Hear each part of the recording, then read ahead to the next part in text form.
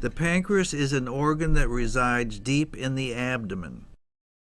It rests against the backbone in front of two major blood vessels called the aorta and the inferior vena cava. It is also covered by the stomach and the liver. The pancreas is divided into three anatomical portions: the head, body, and tail. The head of the pancreas is surrounded by the duodenum, the part of the intestine that connects the stomach to the small bowel. The tail of the pancreas resides in the hilum of the spleen. The pancreas has two very important functions. Most of the gland is involved in producing the digestive enzymes that are collected in the main pancreatic duct and then emptied into the duodenum.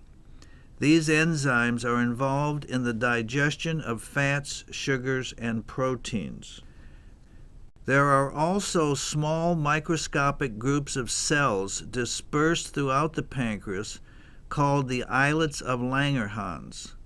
These small groups of cells produce a variety of hormones, including insulin, that are released directly into the blood and help regulate a variety of different functions, the most important of which is keeping the blood sugar, or glucose, in a normal range. Glucose is the main source of energy for the body.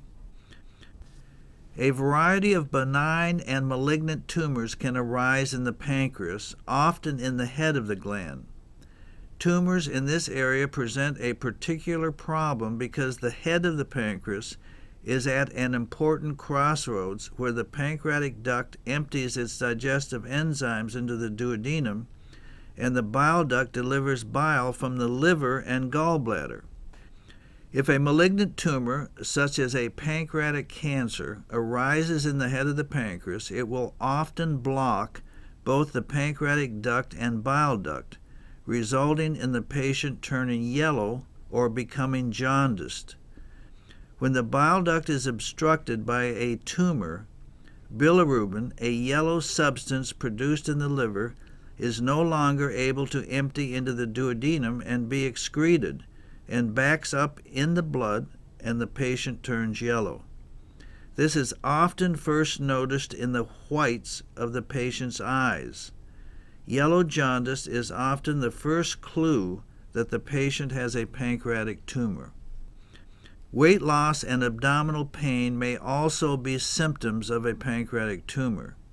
When these symptoms are present, the physician will order a CAT scan to look for a tumor or other important signs, such as a dilated bile duct in the liver or a dilated pancreatic duct, both of which can be caused by tumor obstructing the ducts.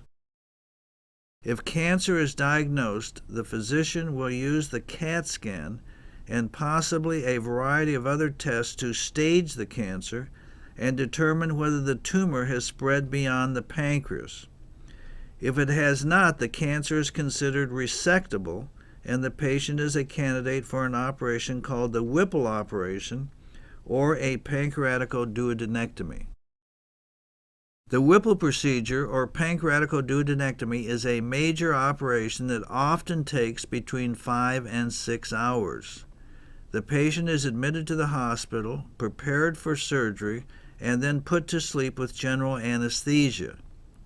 After the patient's abdomen is prepped with an antiseptic and draped appropriately, generally the operation is performed through a midline incision.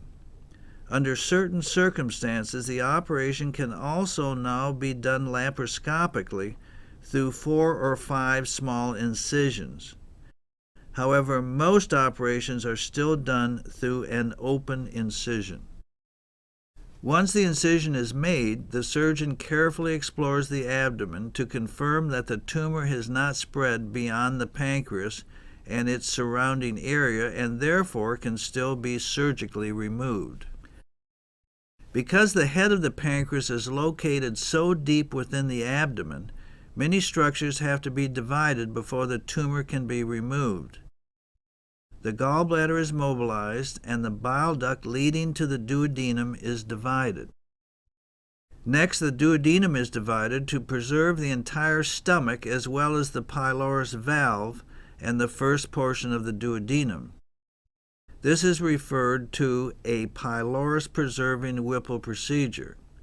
In some cases, the surgeon may perform a classic Whipple procedure where a portion of the stomach is also removed.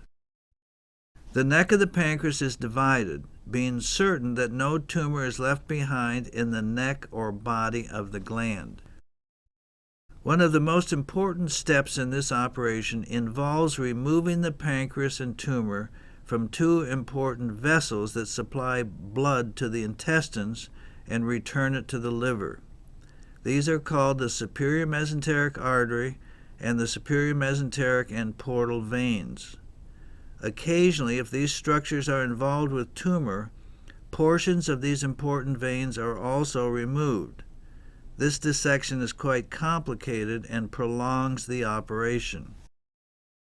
The proximal small bowel, called the jejunum, is divided, allowing the entire specimen to be mobilized and removed from the body. Once the specimen, consisting of the pancreas containing the tumor and the surrounding tissues, is removed, the reconstruction is then carried out in a stepwise fashion. Generally, the remaining pancreas is reconnected or anastomosed to the proximal small bowel in an end-to-side fashion. Next, several inches beyond the first anastomosis, the bile duct is reconnected to the jejunum. Finally, downstream from the bile duct anastomosis, either the duodenum or stomach is reattached to the jejunum depending upon whether a pylorus preserving or a classic Whipple has been performed.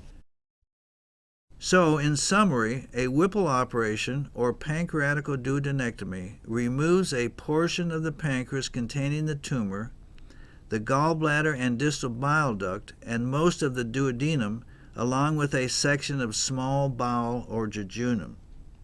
The reconstruction includes anastomosing or reattaching the pancreas, the bile duct, and duodenum or stomach to the small bowel or jejunum.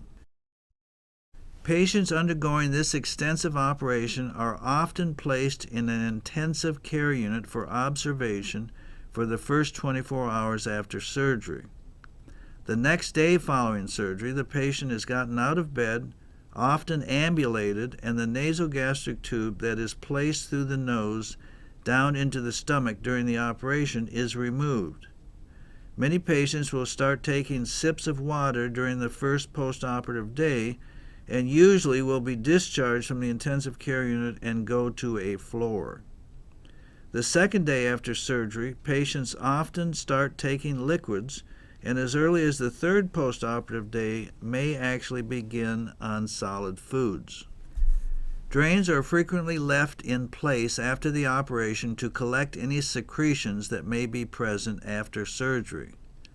If appropriate, the two drains are removed on the fourth and fifth postoperative days.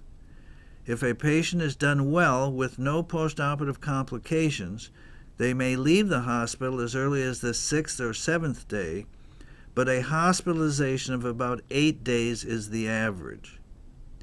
After a recovery period of several weeks, the vast majority of patients will be able to resume a normal life.